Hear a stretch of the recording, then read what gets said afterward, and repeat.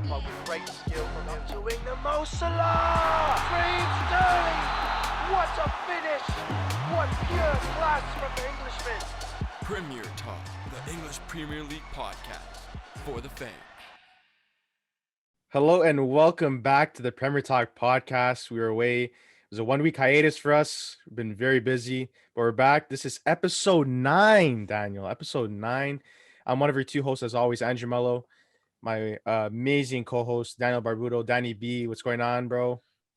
Andrew, I've been better, this week. Very busy week with school going on. A little bit of a COVID scare. But other than that, I couldn't be happier to come back from our 1 week break, I guess, if you want to call it. Quick question for you. The kit. The new one. So I'm rocking this. I've had this one for a while, but I never rocked it on the podcast before. It's Santa Clara mint. Santa Clara, there where I'm from in the Azores. Got the Azores flag there in the middle.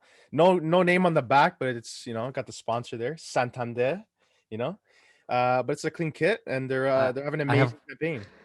I have one more question. Yeah. What's with the glasses today? You're starting off a little bit different, I'm feeling like a boss today, bro. I'm feeling like a boss. We're ready to get into this. I got these digital shades on, the meme shades, but I'm just rocking them for a bit. But Daniel, I want to know what's going on there with your kit. This is a little kit show and tell today.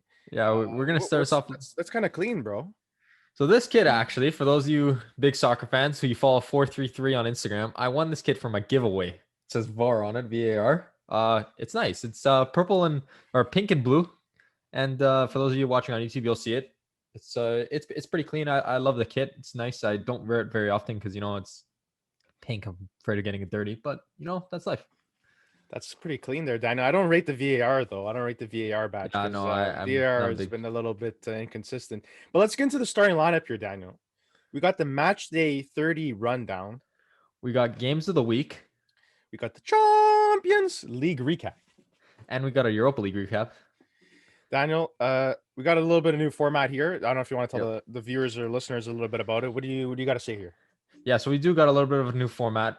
Instead of discussing every single game, because it runs on for so long, we know you guys are interested in the best of the best. I know the Premier League obviously is fantastic, but there's games, throughout the week that are lower than others. So we're going to run through every single game like always, but we're not going to go into detail. And then we're going to do our games of the week, which is just going to be like a little mini segment after our rundown, which is going to highlight 2 or 3 games. I'm going to put a poll up on our Instagram story, so make sure to follow us there. We're going to ask you guys how you feel about the new this new format that we're doing. If you guys like it, let us know. If you don't like it, let us know. We'll change it based on whatever you guys want. Either way, just let us know. Just let us know. So we're going to start us off. Match day 30 rundown. Saturday, April 3rd. There was 4 games on Saturday. We got Chelsea versus West Brom. This one ended 5-2 West Brom. Huge win for West Brom over Chelsea. The second game on Saturday was Leeds versus Sheffield. 2-1 Leeds. Third game was Leicester City versus Manchester City. 2-0 Manchester City, which was a huge win for them. And then Liverpool Arsenal. I think everyone expected this one. Liverpool came out on top 3-0. Moving on to Sunday, April 4th, we got Southampton versus Burnley. Southampton won 3-2, an amazing comeback in this one. Next game was Newcastle versus Tottenham. This one ended 2-2. Third game on Sunday was Aston Villa versus Fulham. This one ended 3-1 for Aston Villa, which was, again, a good win for them, trying to stay out of relegation. Fourth game on Sunday was Manchester United. This is a sneaky one. Late in the game. Manchester United versus Brighton. Oh, close one here. Manchester United barely squeezed on top. They won this one 2-1. I'm glad. Get a nice little 3 points. 3 points, 3 points. Still happy with it. Monday, April 5th, there was 2 games. We got Everton versus Crystal Palace. This one's a little bit upsetting for me if I'm an Everton fan. Tied this one 1-1. Michi Bastiashai. It's such a tough name. But yeah, the former Chelsea man gets the late goal for Palace. And the last game of match day 30 was Wolves versus West Ham. West Ham won this one 3-2. Lingard getting on the score sheet again. Love to see it. Lingardinho, absolute monster. Shout out J Lings, baby. Shout out J Lings. So that's it. Our match day 30 rundown. Those are all the scores of this week. We're going to move on to our games of the week, which is our new segment, like I explained. The first game that me and Andrew wanted to highlight was the Chelsea West Brom game. This game was absolutely mad. And Andrew, I know you might not want to talk about this one, but I'm going to throw it to you for you to discuss a nice little Chelsea huge upset, I would say. Yeah, this is the first loss in the Thomas Tuchel era, so it was a big loss. It was inevitable. A loss is going to eventually come on the record for Thomas, but it happened to come against West Brom, which you wouldn't have liked to see, and also in this fashion at 5-2. Mhm. Pulisic, the American international from the US, he got the goal. He drew for Spud in the 27th.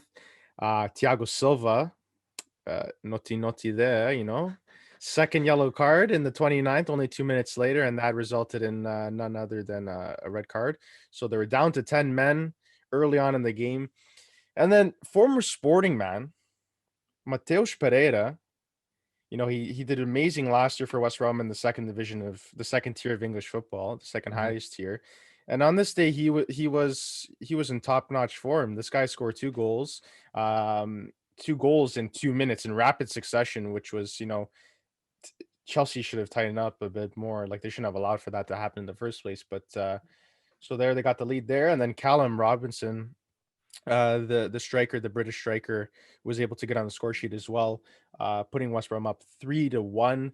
That was in the 63rd, and then only 5 minutes later, Mbaye Niang scored again for West Brom. So it was all West Brom in this one. It was a terrible day for Chelsea. Mason Mount was able to get on the score sheet in the 71st, so that was good to see. And then Callum Robinson got his brace just at the end of the game in the 90th to really put the icing on top of the cake. Really, that's what it was for West Brom. And this was a terrible drop points for Chelsea. They wouldn't want it to do in this fashion, especially against a team that's not really fighting for much anymore. But this is just a matter of confidence for this West Brom side, and it's a good confidence booster and good for the fans and the morale there. But terrible for my Blues. Yeah, no, it wasn't a great showing from Chelsea. I know, obviously, Thiago Silva getting that second yellow early in the game. You're sitting with 10 men for 60 minutes left to go in this one. It's going to be hard to defend for that long. I think Mateus Pereira, I think he's been fantastic for this West Brom side. I know last year he was ridiculous. He's their best player. I think him and Callum Robinson are the two top players, and I think these are two players that could have success on the Premier League and more success if they're playing on a better team. So I like Mateus Pereira. He's a small guy. He's a cam. He also plays on the wing too. So very crafty and shifty player, and he could be in any Premier League team for that matter. I would see him coming off the bench for some of those big teams, or starting on a regular basis for a team like a West Ham or even a Leicester.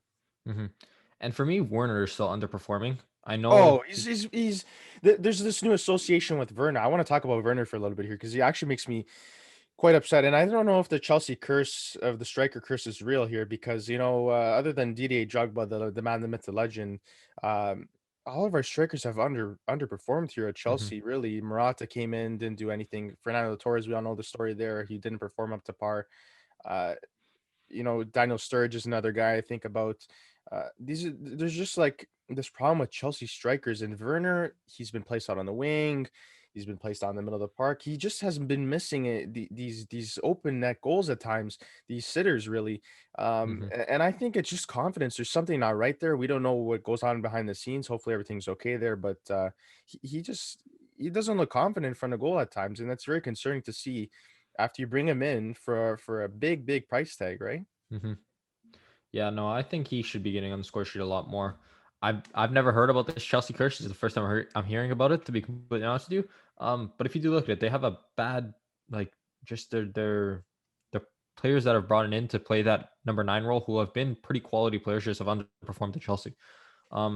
This is upsetting to see, Chelsea fan. But if you're West Brom, I think you're absolutely loving it, to be honest with you. You're beating a top side who hasn't lost at all or very often since Tuchel. No, they haven't lost at all since Tuchel's come. This is first loss, Tuchel's first loss, and this is huge for West Brom. Massive. We'll move on to the next one. Leicester City, Manchester City. This was what we said was our second game of the week because it was massive. It's not only just the amount that happened in this game, it's just two massive teams battling it out. And City came out on top 2-0 in this one. I think it was expected because of City's form as of late. I think City has been absolutely unstoppable, and I don't think anyone expects them to lose for the rest of the year. Benjamin Mendy, fullback for City. he gets on the score sheet in the 58th minute to put them up 1-0. And that's huge because without that goal, who knows if they score a second one? Who knows if Leicester comes back down the other way and scores? But he gets some kick started off in the 58th minute. And then Gabriel Jesus, he scores in the 74th minute to put them up 2-0. And that put that game to bed. This was a huge win for City, like I said, against a Leicester team that's currently sitting in third. So they're trying to catch up to United, trying to pull a little bit farther away from Chelsea, who's sitting in fourth currently. But it does look like City's running away with this title. Andrew, how do you feel? Yeah, it was nice to see Ben Mendy get on the score sheet. He doesn't really get the minutes that he used to. Obviously, with Jean Cancelo coming into the roster, he gets a lot of the starts at either whether it's right back or left back. So Ben Mendy finally got his start on this day, and he had to compete obviously with another guy Zinchenko that could also play there. So he got the start. It was a decent goal, and for him to get the minutes, is happy to see. But he looks like he may be on his way out come the end of the season because they have, they don't really need him. But who knows, right? And obviously, this is just City doing what City does best, winning these games. 2-0 against Leicester's an amazing result. I can't stress that enough because Leicester's a top team. They've established themselves over the years, and it's never easy to play against a team like Leicester. So to win 2-0, keep a clean sheet against them is a great result. We're gonna move on to the third game of the week, our third and final game of the week. We decided on Southampton versus Burnley. Now, people might be wondering why Southampton versus Burnley. You got Liverpool Arsenal that was going on. That was a big blowout, so we didn't want to mention that one. Southampton Burnley. We're talking about this one because of a massive comeback from Southampton.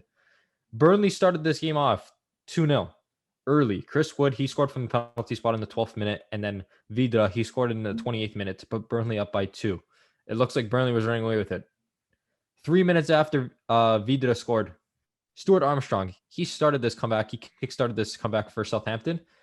And then Danny Ings scored to tie this game up 2-2 and 2-2 in the 42nd minute. And then Nathan Redmond, he comes in 66th minute to complete the comeback for Southampton. Southampton go on to win this one 3-2 when they looked completely down and out.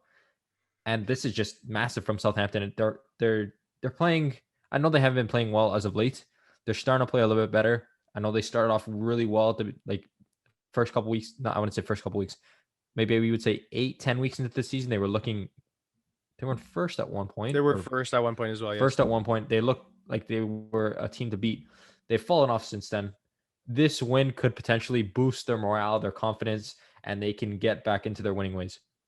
Yeah, this is a statement win from them to come back from 2-0. It's, I say, as many people say in the football world, 2-0 is the worst lead to have in soccer because you just let your foot off the gas. And that's what Burnley did on this day. And Southampton, credit to them, they never lost hope and they continued moving forward. And to win 3-2 in this fashion is incredible.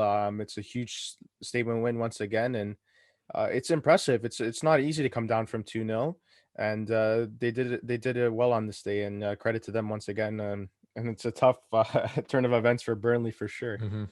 Yeah, because if you're a Burnley, you're sitting lower in the table.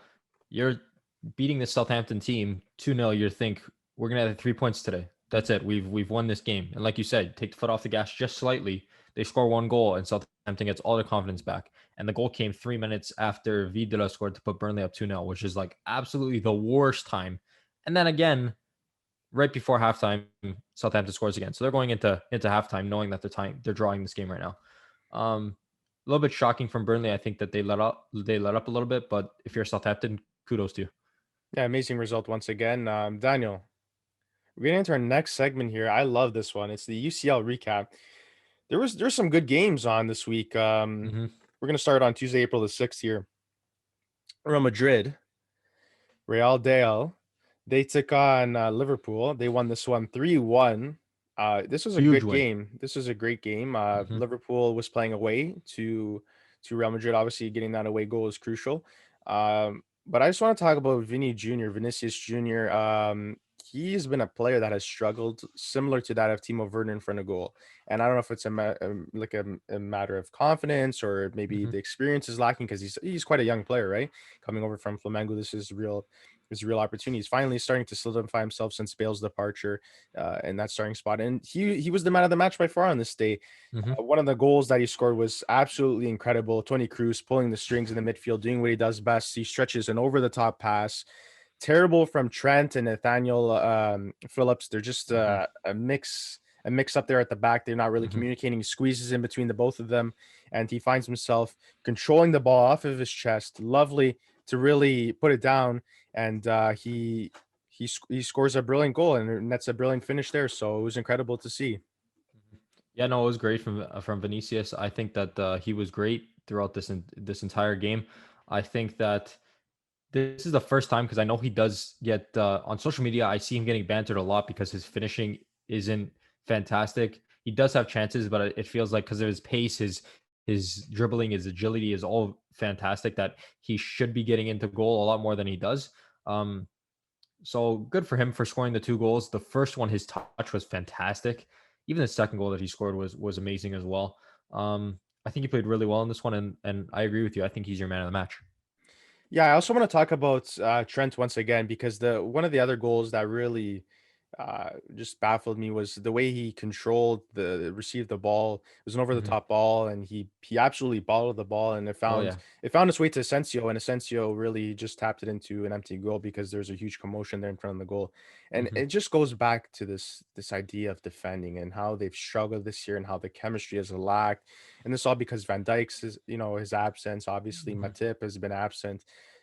That's been the storyline all year, and even the additions of Kabak, hasn't worked out well. So I really hope for their sake next year that they really sort things out at the back there.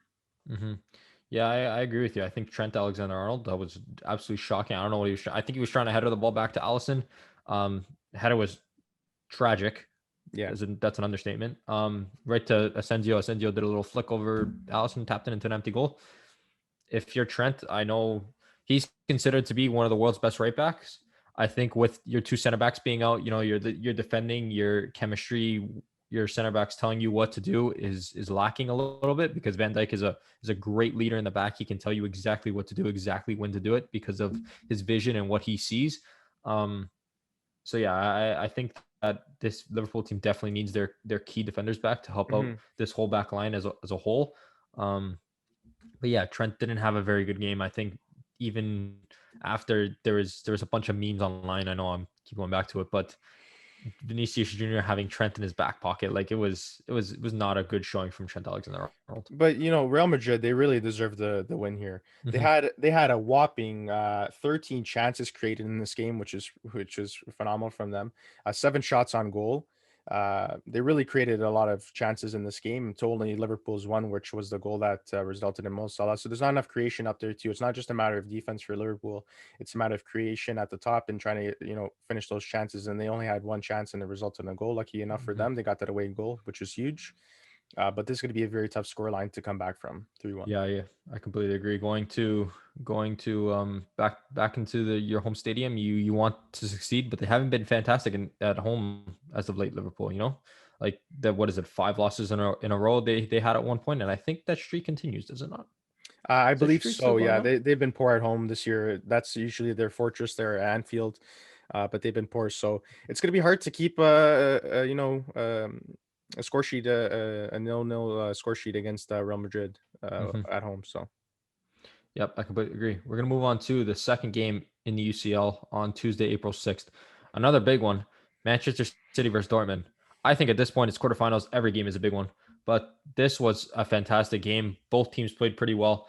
The game started off with De Bruyne. He netted a centered pass from Mahrez. He put City up 1-0. Mahrez, I think the touch was fantastic. A ball coming all the way across. He knew not to shoot because it was too tight of an angle. Cut back onto his strong foot. Made a lovely pass to De Bruyne. De Bruyne finished it nice and easy. Um, Rodri, he was acting. He Talking learned. point. Yeah, this made me so angry to see. In real time, it's hard to tell, obviously, but Yeah. this is the right implementation of VAR here. But Rodri put on an acting display here and made it look like he got kicked in the face in the box. Mhm. Emery Chan receives the yellow card for the so-called foul that occurred, and then it goes to VAR. And what do you know? He's not even a foot away from his face. Like he's more than a foot away from his face, actually. Mhm. And Raji just puts on a good display to try to get the pen, and it was overturned. Yeah, that was a good talking point there in the game. Could have changed the game a Yeah, lot. yeah. And Chan still did receive the yellow because I believe there was dissent shown towards the ref after he That's said correct. that he That's never correct. he never did actually kick him in the face. So he still did receive the yellow for dissent. I think he grazed his knee, and that's like the absolute most he did. Yeah, but he grabbed his face, so I I mean, know. I can't stand. You see it a lot in nowadays in soccer and European soccer all over the world. They go and the first thing they do is they clutch their face, and I can't stand it when it happens. Like you kicked in the leg, the first thing you do is you fall to the ground, you grab your face. Like I can't stand it. I think it's brutal. It puts a bad reputation on the sport. in my opinion, I don't Roger know. should have received the yellow for simulation, but Yeah, I that's another completely agree story. with you. I think that he did deserve, but again, like you said, another story. We're gonna move on to the next talking point, another massive talking point in this one because this completely changes the complexion of the game.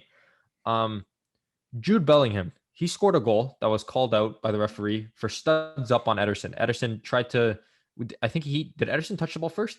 Believe he did. Ederson met the ball, but he bottled it. But it He it, bottled it, it big time. it was just Ederson was reckless on the play, really, and he came Hmm. out very recklessly and he tried challenging the ball because he likes playing off his line. He's been accustomed to that. That's why Pep loves him so much.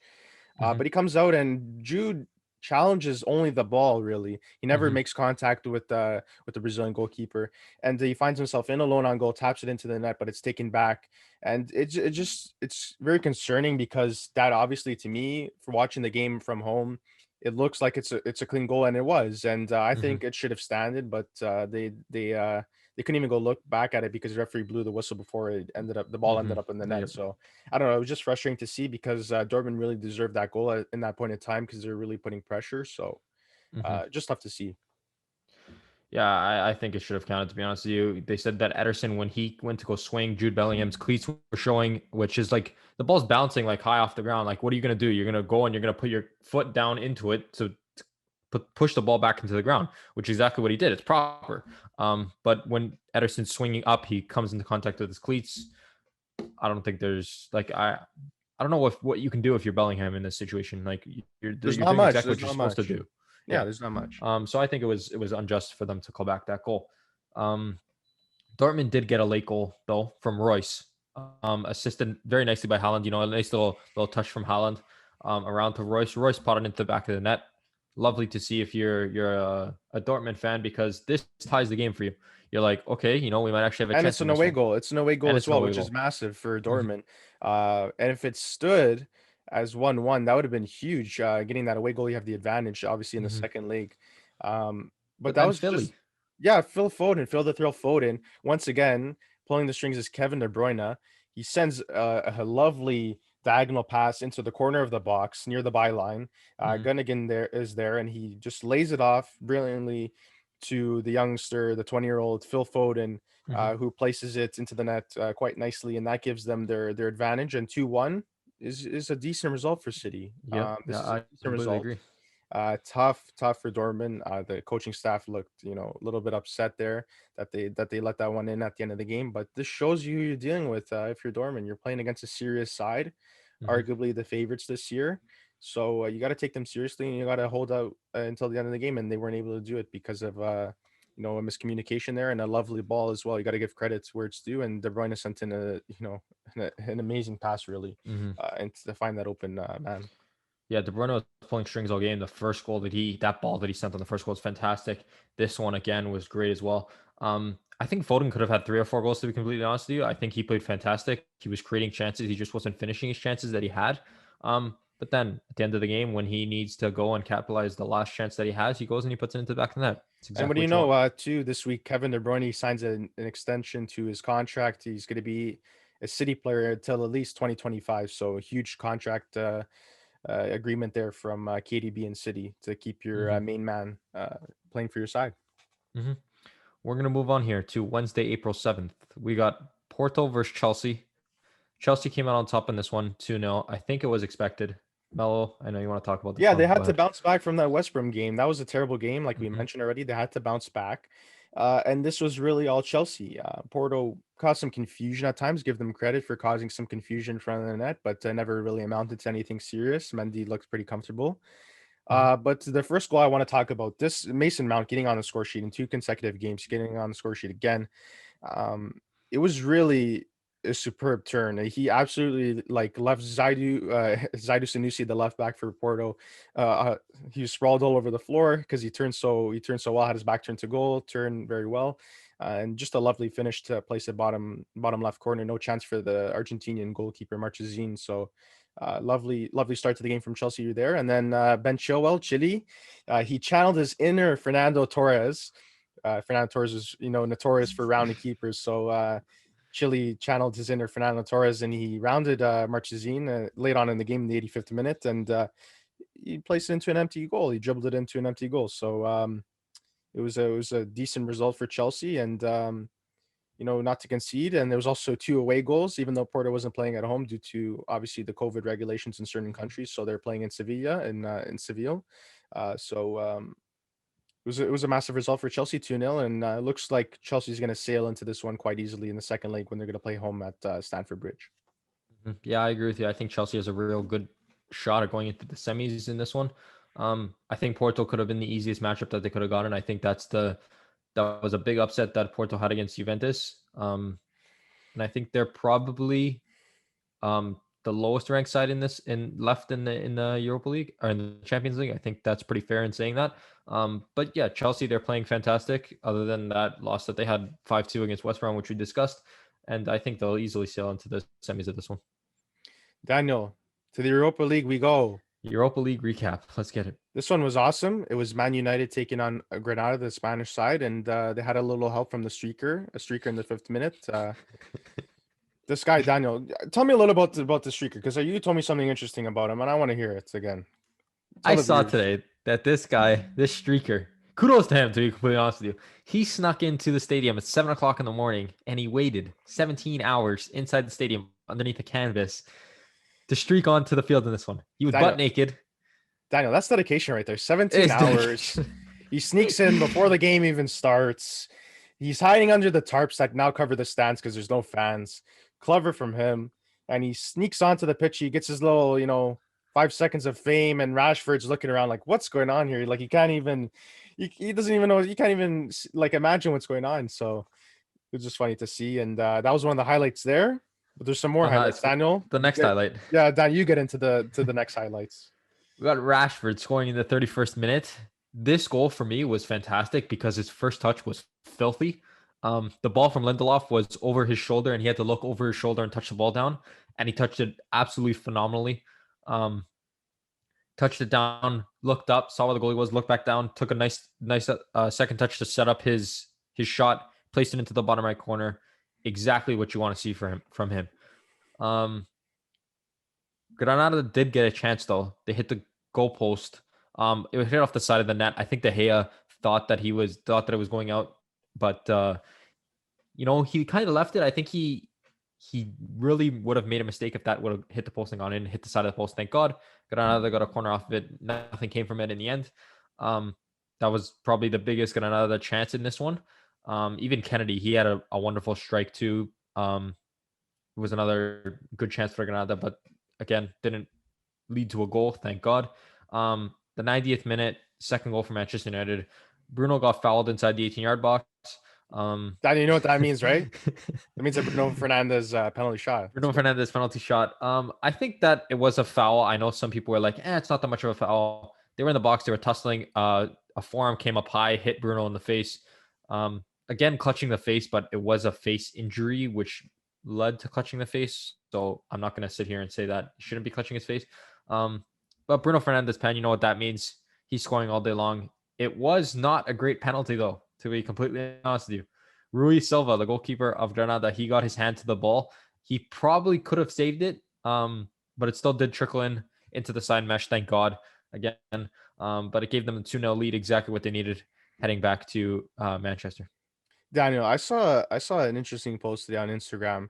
It was Wayne Rooney and Cristiano Ronaldo in their time at Manchester United together, and they're trying to compare them to Rashford, an Englishman, respectively, once again, and a Portuguese player, once again, and Bruno Fernandes. Do you think the comparisons are fair, or what do you think about that? I think it's a little bit far-fetched, to be completely honest with you. I think that you look at Rooney and Ronaldo, and they're two legends of the sport. I know Bruno has been absolutely phenomenal. Rashford, a phenomenal youngster, and he's going to be great. He's going to be absolutely fantastic, I think. Um, I think down the road, maybe, depending on how far their careers go and how well they do for this Manchester side, if they start bringing in trophies and stuff like that, I think that the comparisons will start to come. But right now, I think it's a little bit far-fetched. Fair enough, Daniel. To the next UEFA League game we go. This is Arsenal and Travis Scott, aka Aubameyang, taking on Slavia Prague. This was a good one here. What is this haircut? Can we talk about the haircut quickly? Yeah, we can, Daniel. I mean, what is he doing? I don't know if he's trying to travel his inner Travis Scott here, and I don't know if he's trying to go sicko mode or something because Arsenal have been struggling of late. Yeah, I'm gonna have to pass on it, Daniel. I'm gonna have to pass on it. Andrew, talk about the goals in this one.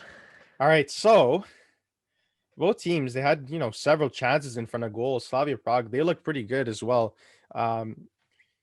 It was overall it was an even game to say the least. I think so. And finally Arsenal they got on the score sheet late in the game in the 86th minute.